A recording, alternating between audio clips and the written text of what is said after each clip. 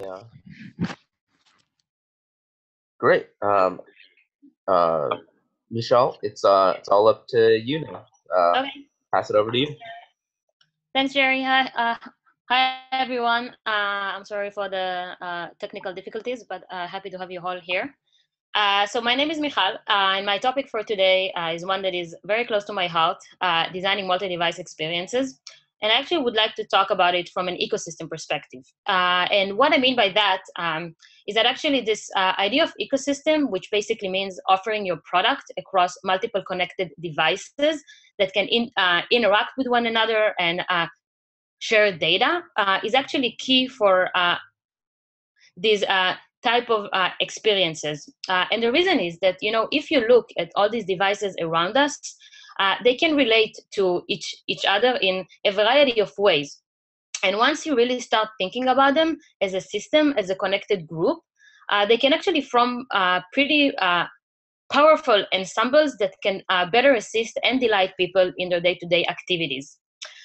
So before we dive into that, just a few brief words about myself. So I started my UX career about 12 years ago at a leading design agency in Israel. And then I started working at Modu after about 4 years, which was actually when I first got interested in this idea of ecosystem. It was a very interesting company in that respect. It tried to kind of like innovate with a new type of mobile ecosystem that was mostly hardware based, but it really got me thinking about how powerful these things can be, and that's where it really started to interest me.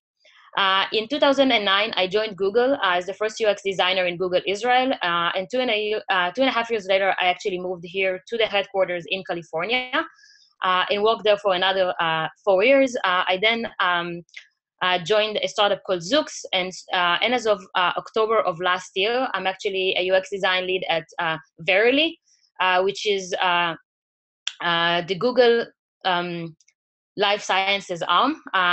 And the company is really all about how we can use technology to better understand health, as well as prevent, detect, and manage disease. So that's briefly where I'm coming from. The last bit about that is just this is a book that I published about 3.5 years ago, which I like to refer to as my baby chameleon. And the presentation that you're going to see today is really in many ways the backbone of this book, but obviously in this book I go into much more depth in terms of analysis and use cases, examples, and so on and so forth. So I really hope that you find this whole presentation useful for you, and with that, let's get down to business. So on the agenda for today, I'm actually going to start off by giving you a taste of Rachel's English trifle pie as a discussion basis for ecosystem design and why it's so important. We will talk a little bit about the multi-device revolution, and I'm going to share a couple of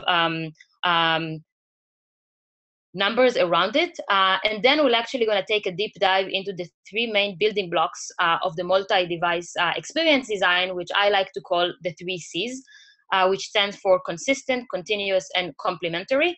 And we're going to have our dear Seinfeld to help us with that.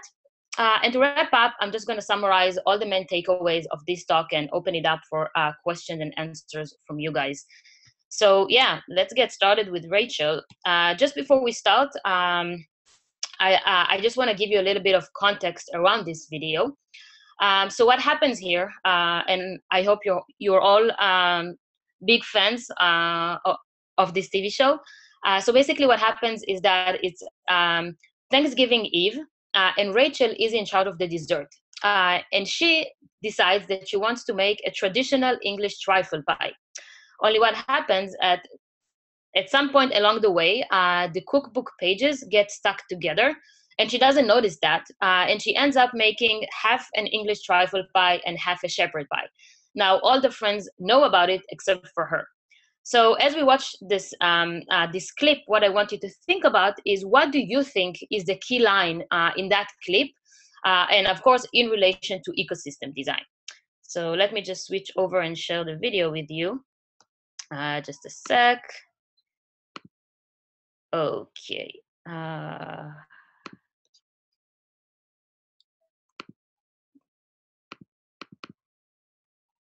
Can you see the video? Yep, I see it. Okay, let's get it started. Everybody, it's trifle time. So now, Rach, this is a traditional English trifle, isn't it? It sure is. Wow. So then did you make it with beef or eggplant? Beef. I can't have any. You know I don't eat beef. Oh. All right, Monica, I want you to have the first taste. Really? Oh, wait. You only got whipped cream in there. You got to take a bite with all the layers. Okay. Oh, you dropped a pea.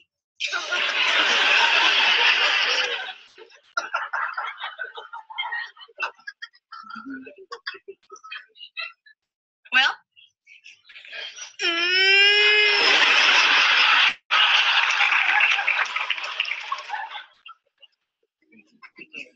It's good. Really good. It's so good that I feel really selfish about being the only one who's eating it. I think we should have everyone taste how good it is. Especially Ross.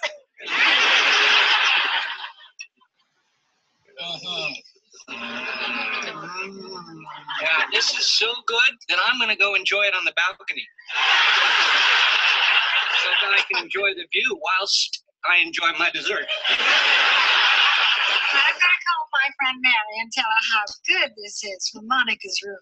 I'll help you dial. I'm going to go into the bathroom so I can look at it in the mirror as I eat it.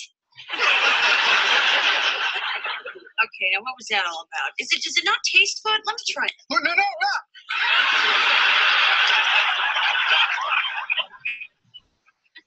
Well done.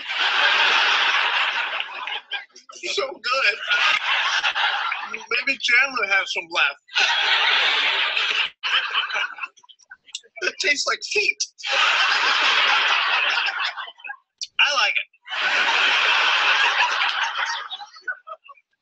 Are you kidding? What's not to like? Custard, good. Jam, good. Meat, good. Okay, now let's get back to the slide. Just a sec. Okay. So what was the key line? I hope that you thought about some ideas, but for me, I think the key line was that tastes like feet. And I'm sorry about being blunt here, but what I love about this video, beyond the fact that I've seen it like 1,500 times and it still makes me laugh, it's just like how well it expresses the underlying idea behind ecosystem thinking. And that is that it's not enough to have a mix of good ingredients. You really need to make sure that they work well together as a whole, that they blend well, because otherwise the whole thing might stink. So with that, just to give you a sense of how powerful this multi-device revolution is, this is just a couple of numbers that I collected about the present and the near future. And as you look through all these numbers, I think that they basically reinforce what we already see around us, which is we see all the smartphones like everywhere, and the tablets sales are on the rise. Wearables are going into the consumers market, and the Internet of Things is actually becoming a thing. So, from UX perspective, what these numbers actually demonstrate is an important behavior shift that is already taking place. And that is that people already own multiple devices like PC and smartphone and tablet and TV and so on and so forth. And they are already using them together. And even they switch between them in order to accomplish a single goal. So this multi-device usage is already taking place, and we as designers, we can do a lot more about it. But even before that, I want to put all these numbers into perspective so you get like a better sense of how meaningful that is. So if you look at it, like we already have more connected devices than people or toothbrushes in the world. Now, already in 2013, the mobile app revenue reached 26 billion, and it keeps rising. And according to the World Bank, we actually need $11.8 billion in order to feed the whole world undernourished. And finally, mobile uploads is over 9 times greater than McDonald's sells burgers. And in case you are still not convinced, well, there are already a bunch of memes about it out there, which I think really gives it a final stamp of a true phenomenon. And with that, I want to get right into our nuclear family of devices. So I want you to meet our 4 core devices, which will accompany us as we go through this presentation, which is the smartphone, the tablet, the PC, and the TV. Now, I do want to highlight that multi-device experiences are definitely not limited only to these devices, and in fact, they actually get much more interesting as we expand our lens to other devices as well. However, these are the most widely used devices, so I do want to use them to explain my design paradigm. But as you'll see, I'm also going to give examples that actually go and break out of these 4. So I would like to officially introduce you with the design framework, which is also called the 3 C's: consistent, continuous, and complementary. So what this design framework really defines is actually the semantic relationship between the different devices as it actually emerges from people's needs and use cases. So it's really not about the devices. It starts with the people, as with any good UX design. But we're trying to see what is the relationship we need to establish in order to best actually address people's pain points. So let's take a look at each one more deeply. So I'm going to start with the consistent one. What is a consistent experience? So consistent experience is actually what we mostly see out there today. And it refers to having the same core experience with the same content and the same features that are ported across different devices in a like manner. So it doesn't mean that the experience is 100% identical between devices, because it can't and it shouldn't be. There are a certain type of adjustments that you have to make in order to accommodate the different screen size, input method, interaction model, and so on. But still, overall, it's pretty much the same experience, and it is delivered on each device independently, so you can actually get everything, anytime, anywhere, on every device. So that's what we refer to by consistent experience, and let's see some examples that will further clarify that. So my first example is DoorDash. So for those of you who aren't familiar with that, that's actually an on-demand restaurant application or website, and they basically, as you can see here, offer the exact same content and feature set across all devices. You can see that on the mobile and the tablet, you actually have identical design in terms of the layout and how things are laid out. And on the website, it's a little bit different, and you see a little bit more in terms of different food types. But overall, it's the exact same experience across the board, and you can use any device to order whatever you like. So that's the first example. The second example is Pandora. So here, again, as you look through all these different devices, we see basically the same core features. You have all your list of stations, and you have the player. Of course, as the screen gets bigger, we can actually accommodate more components on the same display. So while on the mobile device, you only see a list, and you need to choose a station in order to get to the player, in the tablet and the website, you can actually see them in parallel.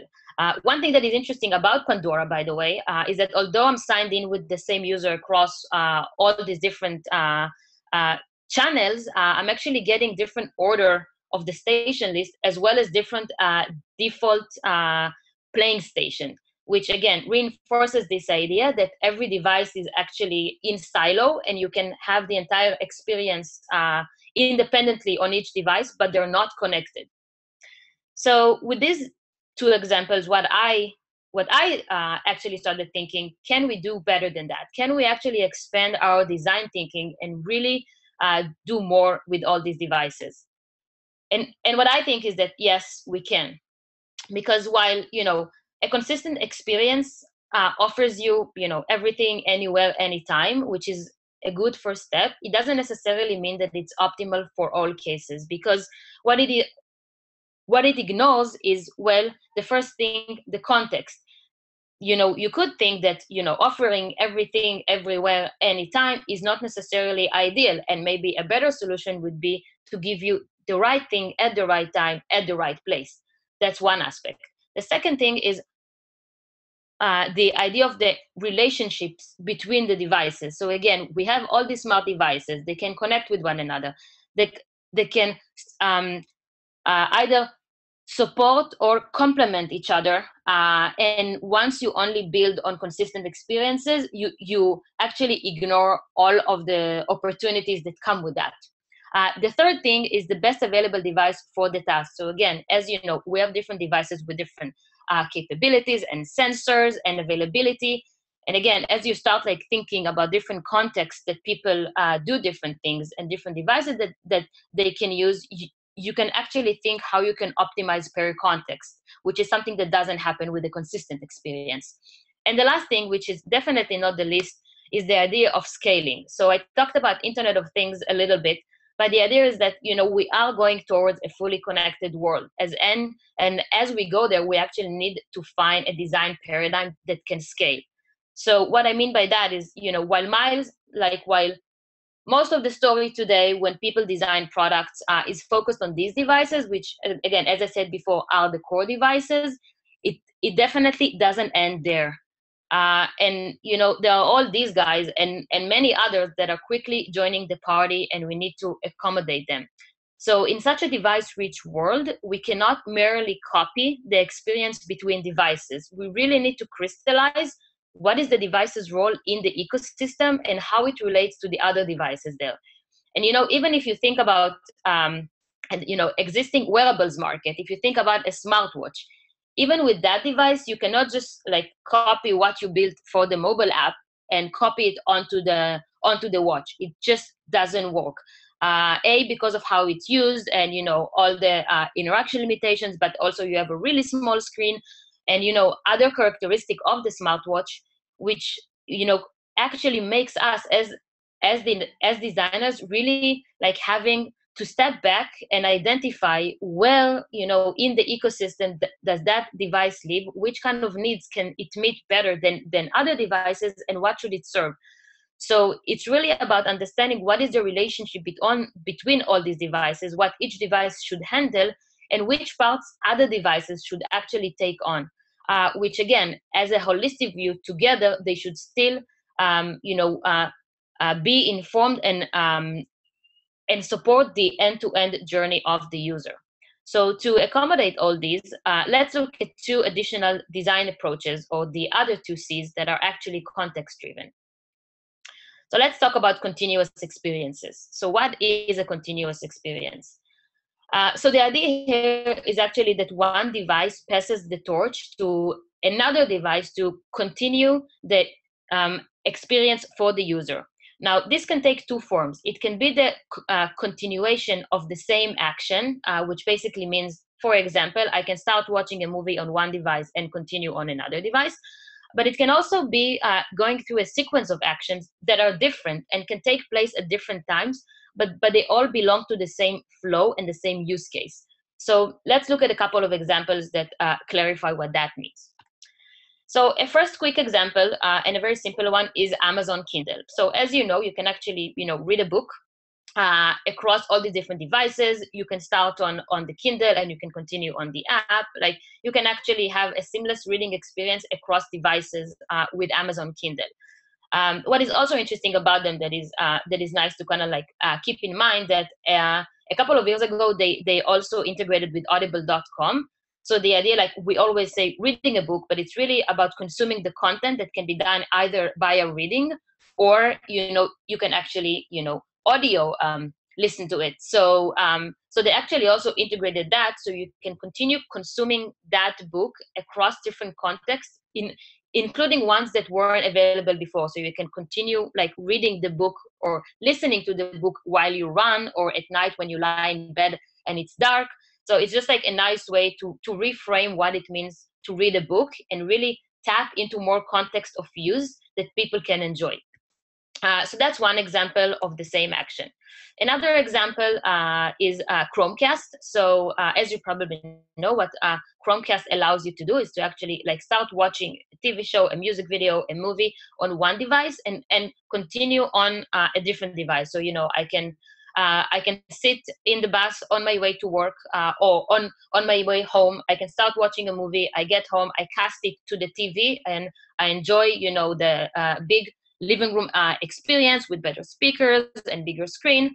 So again, the same idea of how I can continue the same experience between devices. Google Maps is the first example of a sequence of actions. So if you think about, you know, I want to get from point A to point B. This is a use case that is a little bit more multi-layered, I would call it. And if you try to break it down to what it actually composed of, so, you know, you can see that work, and let's say that after work, you're going to meet friends for dinner at some restaurant, and you don't know where it is. So, you know, you might log onto your like desktop or laptop, and you can search for this place, so you can see, you know, how you get there, what is the traffic, you can see, you know, different routes, but that's only one part of the use case. The second is actually to drive there and getting all the navigation instructions. So what Google Maps allows you to do is actually directly from there, you can send the directions to your phone. So you already get a link with a direct actually connection to Google Maps that already opens what you need. So that's an example of how we have a sequence of actions that are trying to serve a single need, basically. Another example here is an app called HeartWatch, and that's an interesting one. Because again, if you think about it from a daily routine or schedule perspective, the idea here is like, I want to get fit, or I want to do like exercise in a consistent way. So the idea is that you actually, on a daily basis, you start the experience directly on the watch. So you can start the workout on the watch, and then you can analyze on the phone your results later. So on the watch, you know, you get all the relevant real-time glanceable display, you know, like alerts and live pulse and heart rate and so on and so forth. And they actually also have this idea of like unique zonal gauge to instantly also show you what is your current heart rate and which zone you're in. But then they like continuously actually combine it with the phone, because as you finish your workout, you actually see a zonal badge on your iPhone, and you can click on it, and then you are immediately taken into an analysis screen, so you can continue your flow in a more seamless way. So again, you have this watch, which it's the beginning of the experience and captures a lot of data and gives you just the highlights that you need in real time, but the experience continues into the phone when you really want to go into depth and seeing your performance and results and see how you can continue optimizing further. The last example I want to give for a continuous experience is the Tesco virtual store, which is interesting because I think it also kind of like breaks out of just thinking about it from a digital perspective and kind of seeing how we can continue and experience also into the physical world. So if you haven't heard of it, it's something that launched in 2011 in South Korea in a subway station. And it came from the observation that the typical South Korean commuter actually doesn't have the time to stop and shop at the grocery store on the way home. So what they tried is to actually to set up this a virtual store in the subway station. So if you break it down from UX perspective, you actually have the first device as this like digital wall that has all these like different items that you might want to buy. So that's kind of like one device, connected device, and then you can take the phone and with the QR code you can scan, you know, all the items that you want, and then in a way that the experience continues into your phone, because this is where you complete the entire purchase. And once you finish your purchase, it continues to the physical world in the sense that all the groceries are being delivered to your doorstep on the same day. So it's kind of like a nice example of how we can think about continuous experiences that actually travel from the digital to the physical and back. So that's the last example here. So we talked about consistent experiences and continuous experiences. I want to move on to the last one, which is complementary experience. So what does that mean? So when we talk about complementary experiences, it's really about different devices that communicate with each other and react to each other, and together create a new type of interaction as an ensemble. And one important distinction here is that, while in the previous two types of experiences, we actually interacted with one device at a time, whether it was in the consistent experience where we got everything on the device, or it was a continuous experience that the experience was ported over or split over different devices, but at any given moment, we only interacted with one device. In this case, we actually interact at the same time with multiple devices. And that creates the full experience. Now here, we also have two flavors. It can take the form of a collaboration, where all the devices are kind of like equal parts, or take equal parts in the experience. And it can also be a control experience where one device controls the other. So let's look at a couple of examples. The first example is Real Racing 3 and their multiplayer mode, and this was actually available even from the previous version. But the idea is that if you have the iOS ecosystem, so you can actually use Apple TV and have a split screen where you can see all the different players, and each player can have his own device. So it can be an iPhone or an iPad, and that's kind of like their remote controls of the cars, and everybody plays together in front of the TV. In a group way. So all these devices are working together. Each one has their device, and the big screen is where everybody sees the race, and it kind of like works in this way. And I have to say that, by the way, the gaming industry is one of the first industries that really identified the advantages of these continuous and complementary experiences, and implemented a lot of examples. So you can actually see a lot of other examples in the gaming space. The second example is from AMC, and this actually represents a broader type of experience that we know by the name a second screen experience, which I'm sure you've heard of.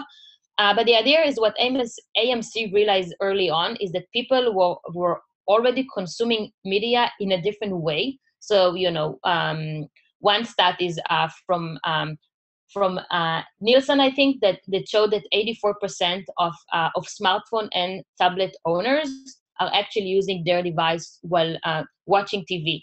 So AMC actually tapped into that and created a second screen experience that accompanies the TV show. So while the TV show is being broadcasted, you can actually open the app and you get complimentary content. Like you can have all kinds of like social media polls and contests and questionnaires and so on and so forth. So they're kind of like working together as a group in a collaborative way.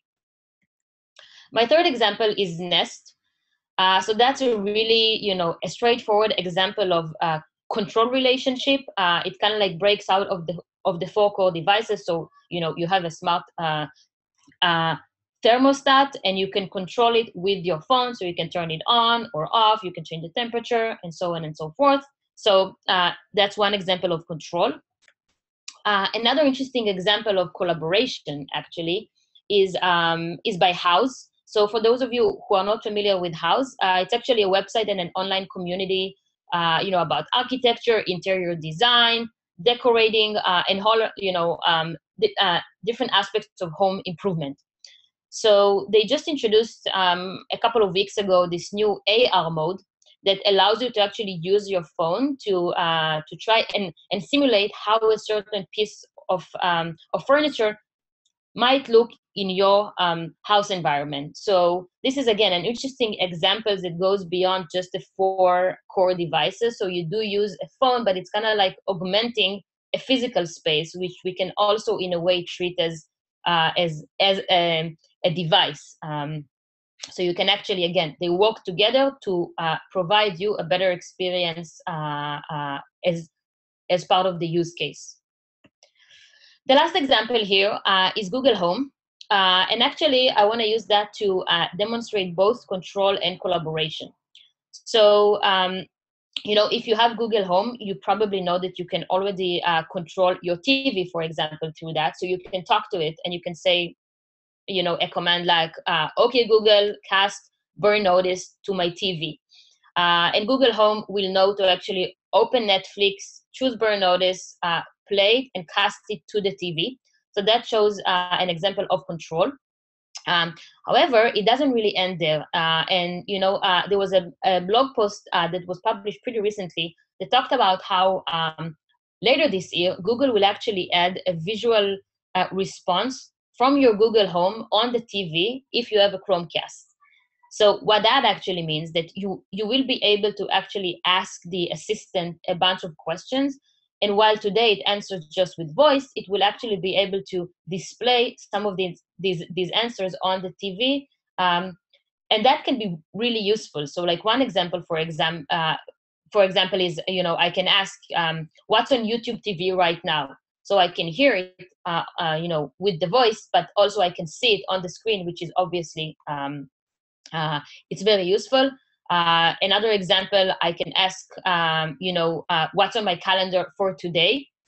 So then you have, again, both, it can speak it, but it can also actually show your daily plan on the TV. So this is a nice example of also how one device can serve as control as well as collaboration tool. So we talked about the 3 C's: consistent, continuous, and complementary. And we talked about them in isolation in a way. I kind of like explain each one independently. But I do want to say that in real life, they're actually not that clear cut. And in most experiences, you actually have to integrate them. And what do I mean by that? So let's take a look at one example we talked about before, which is the Nest. So I gave Nest as an example of a control experience, which is true. It's kind of like, the main key proposition here is being able to control your Nest remotely. But if you dig deeper, you actually see that all the different devices that can control the Nest, they share a consistent experience. So again, the tablet and the phone and the computer all have a consistent experience through which you can control the Nest thermostat. And this is actually, we see it pretty often when you have a control relationship. All the different devices that can control it usually share a consistent experience. So that's one example of a combination. Another example is with Netflix. So for the most part, if you look at Netflix, it is a consistent experience. So as we saw before, you can also see here, it's kind of like the same core feature, feature set and components in each device. However, they do offer you this category that is called continue watching. And that's actually an integration of a continuous experience component within the consistent one.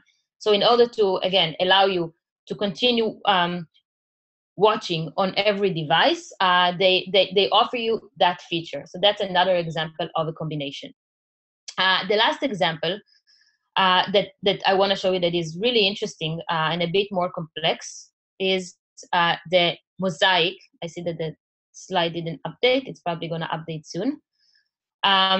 Okay.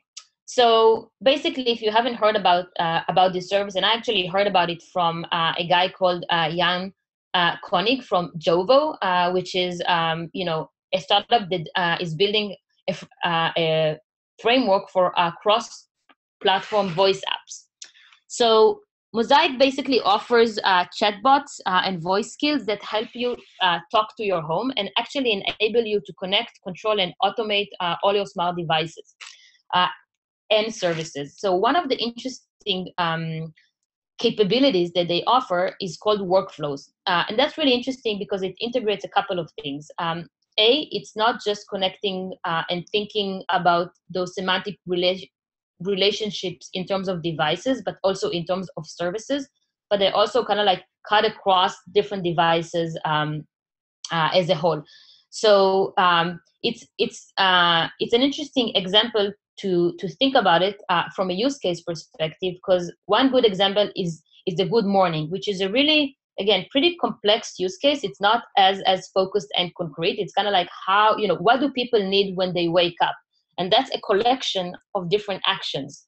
So so what they offer you is this sequence of actions, which in one hand create continuity, but also some of them actually happen at the same time. So there's also a complementary aspect to it. So as you get up, they can automatically, you just say, ask Mosaic for good morning, and it automatically triggers a set of actions. So it can turn on the lights, it can set your nest to a certain temperature, but it can also provide you different complementary like services that you might need, like the traffic and your calendar and the news. So it's just kind of like interesting how you can think about higher level needs and start breaking them down to what they actually translate to, and think how you can construct it in a meaningful way. Now, it doesn't really end there, because just as an example, if you don't have the time to read the news at home, you can actually tell Mosaic or Alexa, which is integrated with it, you can say, send the article to my phone, and it will automatically create a link and send it to your phone, where you can, listen to the news while you're commuting to work. So that's another continuous aspect that they offer you to kind of like accompany you through the day. So a very interesting example. So to sum it up, I actually want to use a nice clip from Seinfeld called The Whole Muffin that really kind of like wraps it up nicely. So I'm just going to change the sharing. Okay, let's watch a clip from Seinfeld. Oops, sorry.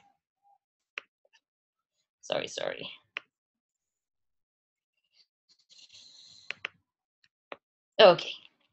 Somebody pull the top off this muffin. That was me. I'm sorry. I don't like the stumps. So you just eat the tops? Oh, yeah. It's the best part. It's crunchy. It's explosive. Mm-hmm. It's where the muffin breaks free of the pan and sort of does its own thing. I'll tell you, that's $1 million idea right there. Just sell the tops. Excuse me. Are you eating a muffin top? Yeah, muffin top store just opened up down the street. A muffin top store? What did I just say?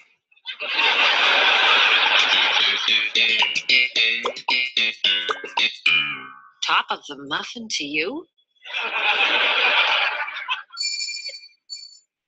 Top of the muffin to you. Elaine! Mr. Levin? Hey, I'm in over my head. Nobody likes my muffin tops. So, what do you want me to do about it? You're the muffin top expert. Tell me what I'm doing wrong. Mr. Lippman, when I worked for you at Pendant Publishing, I believed in you, as a man of integrity. But when I saw you in that paper hat and that apron... What if I cut Jam for 30% of the profits? Deal. Here's your problem. You're making just the muffin tops. What do you mean? You gotta make the whole muffin. Then you pop the top, toss the stuff. Taste. Yeah. So what do we do with the bottoms? I'll give them to a soup kitchen. It's a good idea. And one more thing. Do you really think we need the exclamation point? Because it's not top of the muffin to you. No, it is. Okay. Back to the slide. Okay. So, the whole muffin. So, I think it really represents beautifully this like holistic approach and thinking about the big picture before breaking it down to the different parts. So this is actually the essence of ecosystem design, which is, how do we think about the high level story? How do we figure out first, what is the problem that we're trying to solve? What are the needs and the use cases? We think about it as an end-to-end journey, and we try to really understand all the contextual points along the journey. And only when we have that in mind and we understand the end-to-end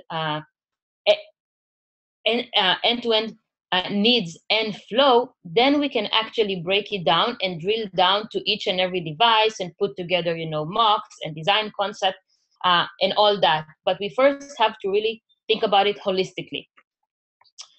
And a few more things that I just want to highlight in terms of like things to really think about as you start designing these experiences is one, really think about the end-to-end user journey and map it. That's really, really important, and it's very helpful just to see, all the different touch points and the context and the different devices and their role. So it's really helpful to start from an end-to-end journey, but also to use it as a tool to like really analyze the experience that you are trying to build. The second thing is data.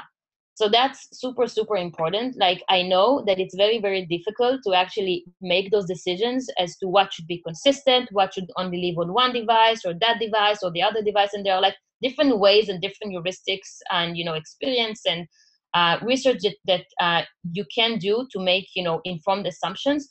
But it's also really, really important all along the way to continue capturing data, quantitative and qualitative, just to see, how people behave, what is the feedback that you are getting, so you can continue optimizing. Also, habits, as we all know, they change as technology evolves.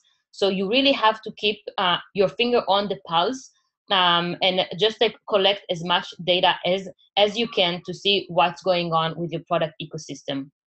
The third thing is really to think beyond the core devices. So again, I mentioned this is a good way to demonstrate the different principles, but again, it goes way beyond it. So you don't need to really constrain yourself just to these devices, but really think how other devices could potentially contribute to your product offering if it makes sense.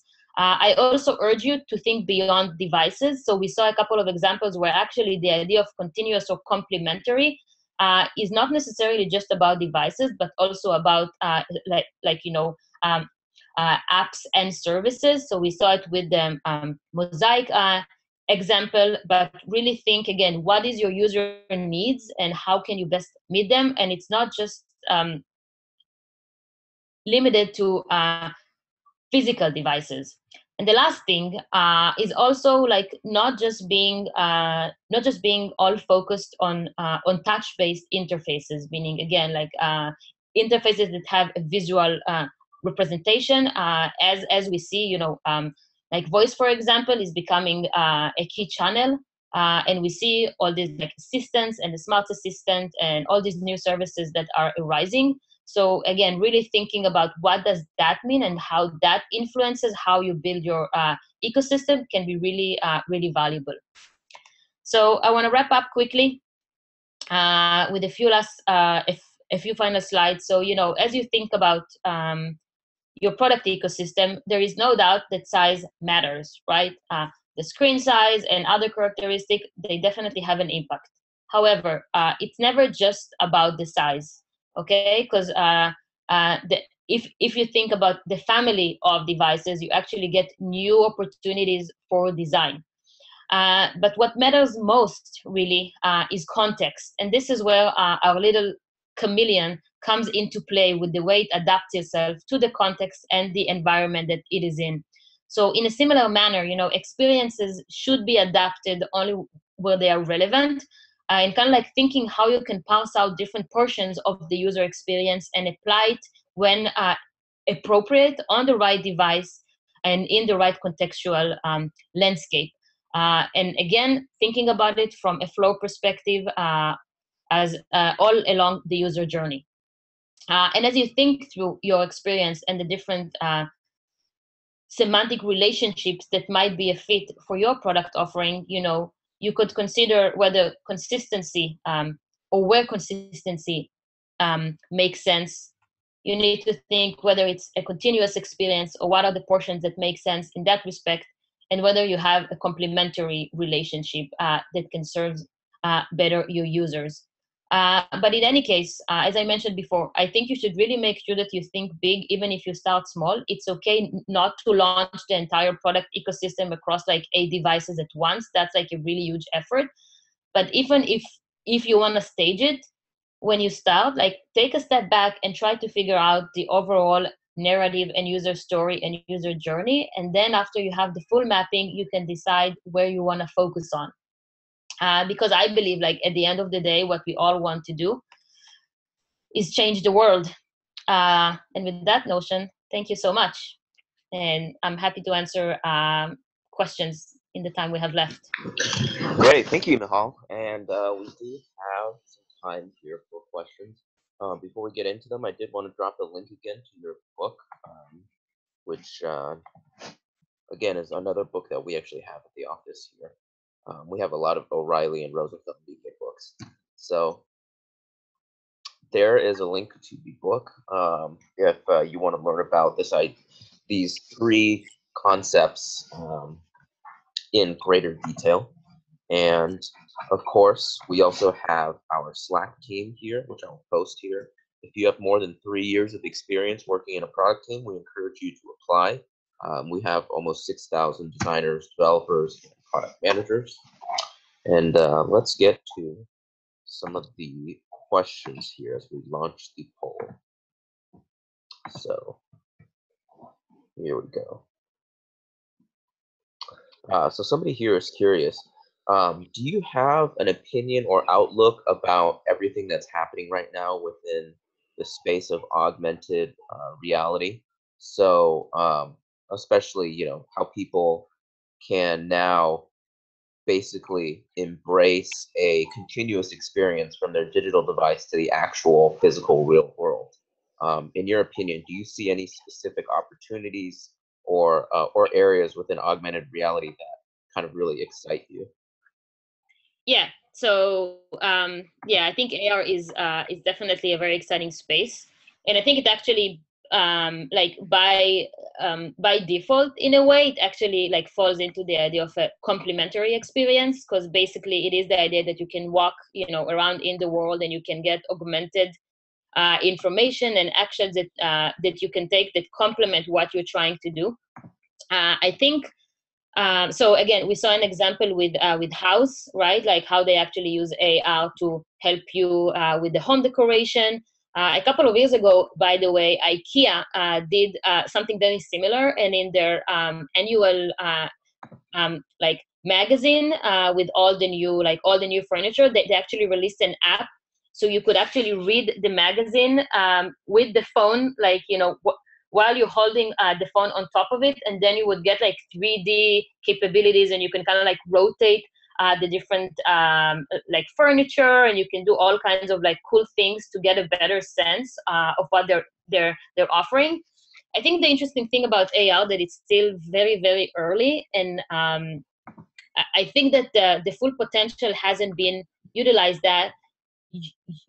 yet in terms of understanding where it can be most useful, and that's like one thing that I'm excited about to see it evolve and see people and companies come up with more and more exciting use cases around how can AR really like serve us.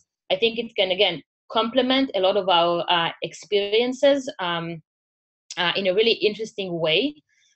One thing that I can say from a UX perspective that I think could be like a block for now, that in some cases, because right now AR and the implementations that you see in some AR products are actually relying on the phone, it's a little bit of a weird interaction because it's not very seamless. Like I remember that I tried this like IKEA thing, and it was a little bit weird to kind of like try to flip through like a magazine with one hand, but also like hold my device on with my other hand and try to see, and was a little bit awkward. There is something there that is still not absolutely, like working, but it is, I think, it is exciting in the way that it shows where we can go. House, I think, is a more kind of like a natural, I would say, interaction, because you can just like look at the space like through the lens of the phone and kind of like see how things are going to work. But it's actually really interesting that the question was around continuous experience, because it kind of like gets me to think how we can do that, like how we can actually, and I think that would be, again, a combination of AR being by definition a complementary experience, but how we can use that to actually continue and reinforce that journey from a user perspective. So yeah, I'm definitely very excited, and I think there's a lot more that we should still like discover there. Great. And in your experience, how has the the way that you broke down the let's see here, the way that you broke down the ecosystem, right? How has that worked in a large design team? So for instance, does one person just take on a certain product of the ecosystem, or how do teams kind of work together to make sure that that whole ecosystem is fulfilled when there's different products and different devices? Maybe you could talk a little bit about how that all kind of comes together. Yeah, well, it's a great question, and it really, like, it depends on what you're developing and how big is the team, and how big is the product ecosystem, and how complex. So I can't talk much about what I do at Verily, but I can tell you, when I worked at the startup Zoox, before I joined Verily, which is in the autonomous car space.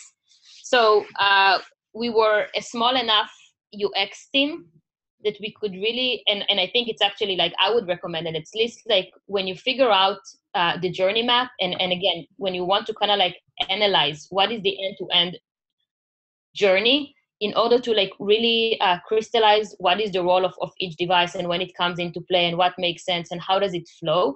I think that process that is very, I would say, foundational to the product ecosystem, if everybody can take part in it, I think it's really, really useful, because I think it's very important that everybody is part of that thinking and really understands why we're doing like things a certain way. But even like more importantly, just like really understanding the users that we are trying to target and what are the needs that we are trying to solve. So this work at the basis of, like laying out a journey map and understanding all the context and all the needs and all the pain points and all the obstacles, and then like also like understanding what are our constraints from an engineering perspective, or all the different things that we want to analyze. If you can have the whole team be part of that, I would definitely encourage that. And I think once everybody has an understanding of how the bigger picture works, then if you want to divide it and say, okay, you take on that part, you take on that device, that's okay. And again, I do assume there's going to be like ongoing meetings to think about designs, to review and critique, and so on and so forth. But at that point, I think it's okay to kind of like divide and conquer. But again, I urge you to kind of like when you do the very like first steps, to involve everyone if that's possible, or at least a representative from all the product areas, so they are all involved and see the bigger picture. And that's what we did there.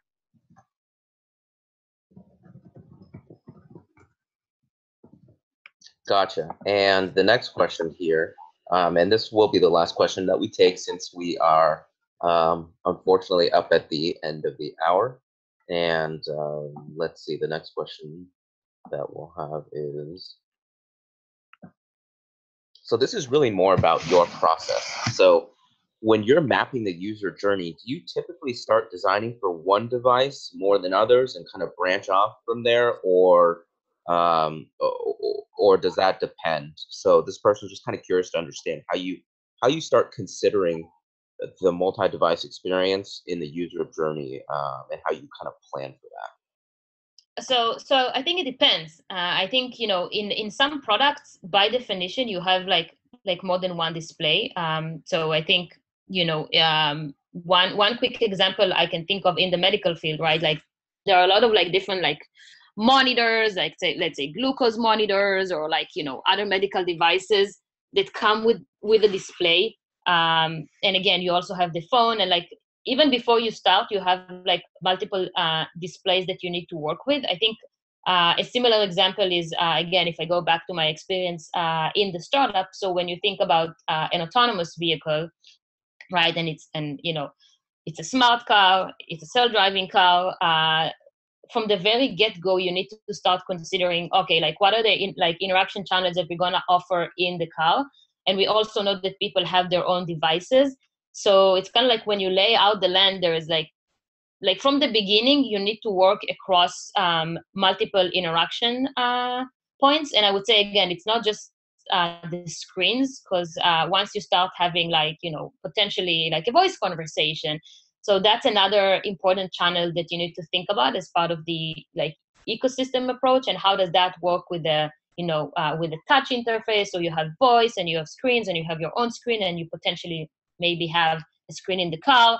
So that's an example where you actually have to think about all of them at the same time and figure out what makes sense, and what would bring the most delight, the least cognitive load, would work best, would be most maintainable, and so on and so forth. I think in some ecosystem you could potentially even start with just one device.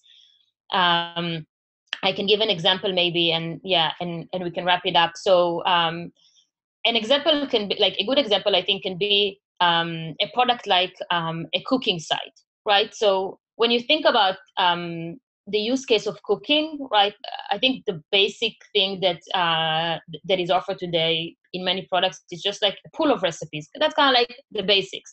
So you can start and you can launch only one device and say, okay, I'm going to offer like a pool of recipes and user reviews and ingredients and all that good stuff.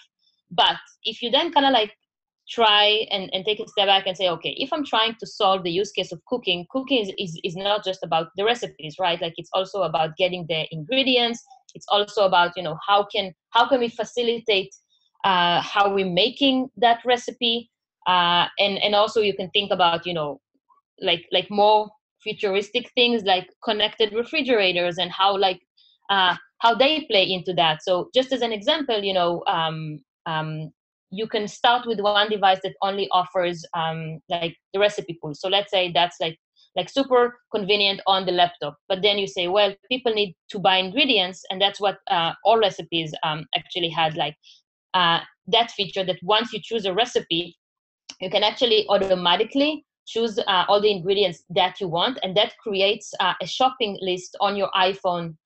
So and again, under the assumption that when you go to the grocery store, you don't have your laptop, you don't have your tablet, you have your phone. So if we can auto-generate your shopping list in a convenient way, that's actually helpful as part of the cooking use case. And then when you come back home and you actually need to cook, yes, you can look at the laptop, but one thing that you can already observe and see is that people actually use tablets as a cooking aid. So what if we offer a really convenient interface for the cooking process on the tablet with a timer, with like steps that can highlight and be kind of like marked off, and like a lot of other features. So this is kind of like an example how again, I would expect that this entire journey would be mapped in advance, like looking through all the steps that are involved in getting food done. But then you can start off with one device only offering a recipe pool, and then expand to another device that can, also tackle the shopping part of it, and then the cooking part of it. So it can be a gradual process, and it really depends on your resources and your timelines and your competitive, landscape and a lot of other factors. But yeah, I think it really depends. Great, thanks, Michal. Yeah, everybody, thank you for coming to the last session of our Design Consistency Masterclass. Starting in 2 weeks, we actually have our next series, which I will share with you guys right now, and that is our Design Systems Masterclass. So kind of a continuation of the theme here. We'll be looking into how design systems actually help improve design consistency and design efficiency. So here's the link to our next masterclass, which starts in August, and I've linked it there. And again, thanks everybody for coming out here and coming with such great questions. And Michal, yeah, thank you for taking the time to present, because a lot of people really appreciated the presentation. Thank you. Thank you. Have a great day. Yeah, great. Thanks everybody. Take care. And I'll see you guys at the next masterclass.